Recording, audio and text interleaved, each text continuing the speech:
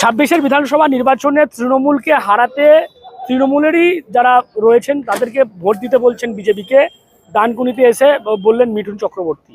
আজকে ডানকুনির মিলন সংঘ ময়দানে বিজেপির যে পরিবর্তন সংকল্প সভা, সেই সভা ছিল এবং মিঠুন চক্রবর্তী তিনি আসেন এবং এই সভা থেকেই তিনি কার্যত এই ২৬-এর নির্বাচনে একদিকে যেমন সনাতনী হিন্দু যারা রয়েছেন তাদেরকে যেমন ভোট দেওয়ার জন্য তিনি আবেদন করলেন, তার পাশাপাশি তিনি বিজেপির যারা বিরোধী আমরা দেখে এসেছি যেমন সিপিআইএম, কংগ্রেস, এমনকি তৃণমূল, তাদেরও যারা রয়েছেন সনাতনী হিন্দু এবং ক্যাডার, তাদেরকেও তিনি আহ্বান করলেন যে বিজেপিকে ভোট দিতে ২৬-এর নির্বাচনে।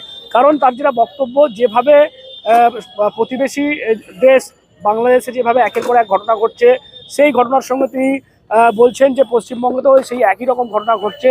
অর্থাৎ তার যেটা চিন্তাধারা যে আগামীতে তাহলে হয়তো এই পশ্চিমবঙ্গ বাংলাদেশ হয়ে যেতে পারে এবং সেটা তিনি হতে দিতে চান না। সেই কারণেই তিনি ২৬-এর নির্বাচনে সকলকে, সিপিআইএম, কংগ্রেস, এমনকি তৃণমূলের যারা রয়েছেন ক্যাডার, তিনি যেমনটা বলছিলেন মঞ্চ থেকে হিন্দুত্বকে যারা সমর্থন করে তাদেরকে তিনি বলছেন বিজেপিকে ভোট দিতে। তাদেরও বলছি, যদি কারোর সাথে কোনো মনোমালিন্য থাকে তাহলে আমি হাত জোর করে অনুরোধ করছি যে মনোমালিন্য ইলেকশন অবধি মিটিয়ে নিন, তারপরে যা করার করবে।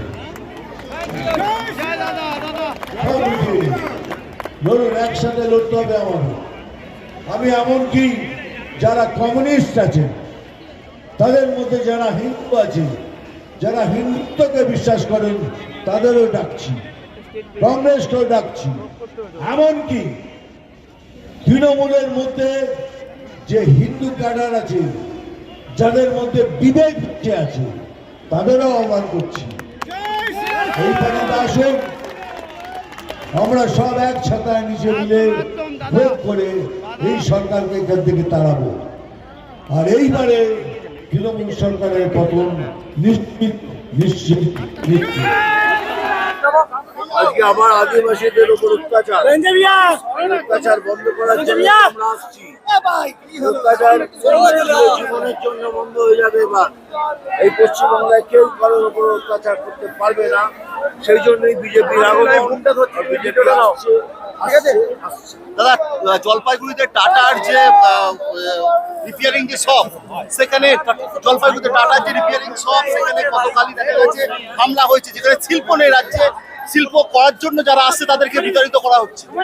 এখন এখানে শিল্প করতে কেউ আসতে চায় না, ভয়ে, কার্ড মানির ভয়ে আসতে চায় না। ওরা অনেক চায়।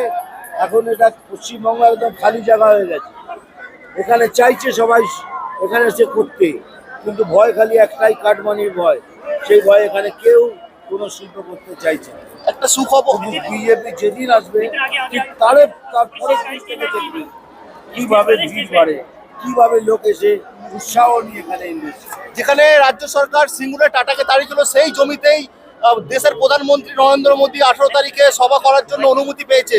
কতটা হুগলিবাসীর জন্য ভালো? এটা তো ভালো। যদি অনুমতি পেয়ে থাকেন সেটা তো ভালো। তাহলে প্রধানমন্ত্রী বলে দেবেন কি করতে হবে না করতে হবে, শুনবেন ভালো করে সেটা। দিকে দিকে তৃণমূলের গোষ্ঠীদ্বন্দ্ব, দিকে দিকে তৃণমূলের গোষ্ঠীদ্বন্দ্ব। আমি কোনো তৃণমূলের গোষ্ঠীদ্বন্দ্বে আমি কোনো জবাব দেবো না। ওটা ওদের পার্টি, ওরা বুঝবে। Introducing Dental Rehab and Aesthetic and Unit of Haji Medical. দাঁত মাড়ি কিংবা মুখের সমস্যায় ভুগছেন? আর চিন্তা কিসের? এখন আপনার অঞ্চলে রোগী দেখছেন অতি পরিচিত ডক্টর হাসিব রাজা সরকার। কনসালটেন্ট ডেন্টাল, ওরাল এবং ফেসিয়াল অ্যাস্থেটিক, সাথে যুক্ত রয়েছেন মেডিকেল কলেজ হাসপাতাল, কলকাতা। উন্নত প্রযুক্তি দ্বারা উন্নত ট্রিটমেন্টের জন্য আজই আসুন dental rehab and aesthetic and unit of Haji medical. আমাদের ঠিকানা পাট ডানকুনি চৌমাথা, দিল্লি রোড, ডানকুনি, হুগলি 712310। অ্যাপয়েন্টমেন্টের জন্য এখনই যোগাযোগ করুন 9640257752 অথবা আমাদের হোয়াটসঅ্যাপ নাম্বার হলো 9163146213।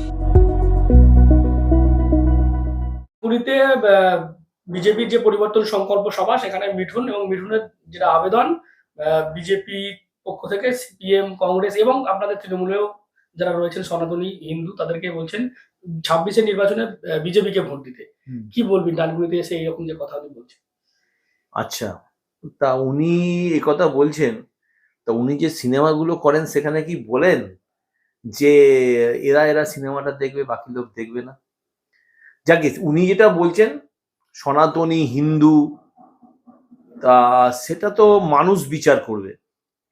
কারণ আমরা আগে মানুষ, আমাদের মধ্যে কারোর কোনো ধর্ম থাকতে পারে, বর্ণ থাকতে পারে, ভাষা আলাদা হতে পারে, খাদ্যাভ্যাস আলাদা হতে পারে, কিন্তু আমরা যাদের থেকে পরিষেবা সঠিকভাবে পাবো, যাদের দ্বারা উন্নয়ন হবে, সেইটা বিচার করেই মানুষ ভোটাধিকার প্রয়োগ করবে। ধর্ম ধুয়ে কেউ খাবে না, ধর্ম দুটো রুটি যোগাবে না, ধর্ম ভাত যোগাবে না।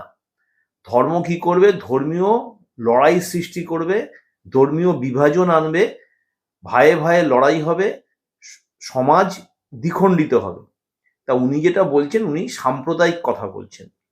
আমরাও হিন্দু ধর্মের ছেলে, আমরা হিন্দু ধর্মের ছেলে হয়ে আমরা বিবেকানন্দ কি বলেছে, রামকৃষ্ণদেব কি বলেছে সেইটা শুনবো, আমরা মিঠুন চক্রবর্তীর কথা শুনবো না। তার কারণ উনি 2019 সালে আমাদের দলের হয়ে বলেছেন, তার আগে 2011 আগে সিপিএম এর হয়ে বলেছেন, কখনো নকশালের হয়ে বলেছেন। উনি গিরগিটির মতো জার্সি চেঞ্জ করতে পারেন, আমরা তো সেটা পারি না। কাজেই ওনার অভিনয়টা নিশ্চয়ই আমরা দেখব। আর একটা বিষয় উনি বলছেন, এই পশ্চিমবঙ্গকে বাংলাদেশ হতে দেবেন না, তৃণমূল সরকার নাকি বাংলাদেশে পরিণত করতে চলেছে। শুনুন, পশ্চিমবঙ্গের মানুষের বোকা নয় যে বাংলাদেশের মধ্যে একটা ধর্মীয় সন্ত্রাস যেখানে সৃষ্টি হয়েছে, সেই রকম একটা দেশকে এই বাংলার মানুষ, এই রবীন্দ্রনাথ নজরুলের বাংলার মানুষ সেটাকে অনুসরণ করবে, বিবেকানন্দের বাংলার মানুষ, নেতাজি সুভাষচন্দ্র যেখানে কর্মকাণ্ড করেছেন সেই মানুষ ওই বাংলাদেশকে অনুসরণ করবে, এটা কখনো হতে পারে না। সেটা উনি দেবেন নাকি? বাংলার মানুষ ঠিক করবে কি করবে। উনি কদিন বাংলায় থাকেন, কদিন মুম্বাই থাকেন, কদিন উটিতে থাকেন হোটেল ব্যবসা নিয়ে, তার কোনো ঠিক নেই। তা কাজেই বাংলাদেশকে নিয়ে বাংলাকে নিয়েও আমার মনে হয় ওনার বেশি চিন্তা করার দরকার নেই। নির্বাচন এসছে, সেই জন্য ওনার দেখা মানুষ পাচ্ছে, অ্যাজ এ ফিল্ম স্টার ওনাকে মানুষ দেখতে যাচ্ছে। তা কাজেই ওনার কথা শুনে মানুষ এই সমস্ত ভুল করবে না। এই যে মানুষের এত ভিড়, এটা কি ভোট বাক্সে প্রভাব ফেলবে বলে মনে হচ্ছে আপনাদের ডানকুনিতে? কিসের ভিড়? একটা মিলন সংঘ মাঠে আমরা টাউন লেভেলের প্রোগ্রাম করি, ব্লক লেভেলের প্রোগ্রাম করি, জেলা লেভেলের প্রোগ্রাম করতে গেলে আমরা ধরুন কি বলবো, ডানকুনি স্পোর্টিং মাঠও নয়, আরো বড় মাঠ, জনায়ের মাঠ, এরম ধরনের, যেখানে অভিষেক বন্দ্যোপাধ্যায়, মমতা বন্দ্যোপাধ্যায়কে যদি এখন সভা করতে আসে, সেটাকে আমরা মিলন সংঘ মাঠে করতে পারবো না। সেটা আমাদের আরো বড় মাঠ খুঁজতে হবে। তা কাজেই উনি মিলন সংঘ মাঠকে আমরা কখনোই খারাপ বলছি না, খুবই ভালো জায়গা, খুবই ভালো পরিবেশ, ক্লাবও খুব ভালো। কিন্তু মিঠুন চক্রবর্তী এই মাঠটায় এসছেন, আমি ছবি দেখেছি, মাঠ ভরেনি, একদম দায়িত্ব নিয়ে বলছি, মাঠ ভরেনি। সামনের দিকে লোক ছিল, পেছন দিকটা ফাঁকা ছিল এবং অনেক চেয়ার ফাঁকা ছিল। সাইডে দু সাইডে, বিশেষ করে স্টেজের ডান দিকে লোক ছিল না, ডান দিকের জোনে। তা কাজেই মাঠ উপচেও পড়েনি, ভিড়ে রাস্তা 1 ঘন্টা জামও হয়নি ডানকুনির রাস্তা। তা কাজেই মিঠুন চক্রবর্তীর মতো একটা অভিনেতা যদি তিনি কোনো ব্যানার ছাড়া আসতেন, আমার মনে হয় মাঠটা সত্যিই উপচে পড়তো।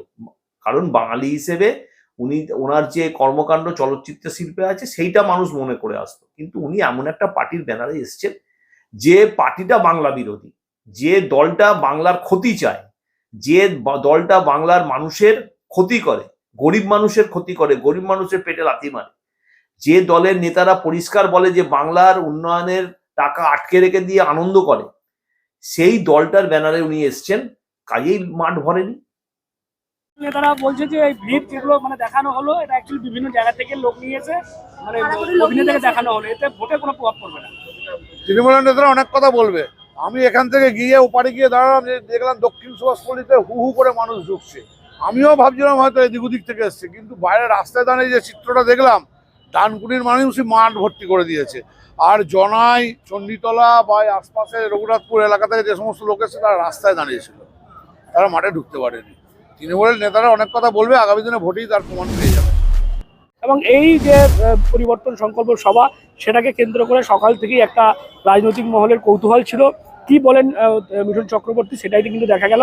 একদিকে যেমন তিনি বললেন এই পশ্চিমবঙ্গকে বাংলাদেশ হতে দেবেন না, অন্যদিকে কিন্তু বিভিন্ন রাজনৈতিক দল যেগুলো রয়েছে তাদেরকেও তিনি আহ্বান করলেন যাতে তারা এই 26-এর নির্বাচনে বিজেপিকে ভোট দেয়। এবং এই যে মিঠুন চক্রবর্তীর সভা ডানকুনিতে, তাকে নিয়ে কিন্তু রাজনৈতিক চাপানোতর চলছে।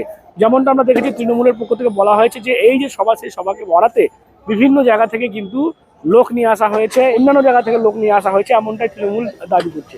যেমনটা বিজেপির বক্তব্য যে আজকের এই সভায় কিন্তু ডানকুনির বিভিন্ন অঞ্চলের মানুষই এই মাঠ একবারে ভরিয়ে দিয়েছে, বাইরে থেকে যারা এসেছিলেন তারা কার্যত মাঠের বাইরেই ছিলেন। সব মিলিয়ে 26-এর নির্বাচন যত এগিয়ে আসছে ততই কিন্তু দেখা যাচ্ছে তৃণমূল বিজেপির তরজা যেমন চলছে, পাশাপাশি কিন্তু মিঠুন চক্রবর্তীর এই যে পরিবর্তন সংকল্প সভা, সেটাকে ঘিরেও কিন্তু আজকে যথেষ্ট রাজনৈতিক যে চাপানোতর ছিল সেটাও কিন্তু লক্ষ্য করা গেল ডানকুনিতে।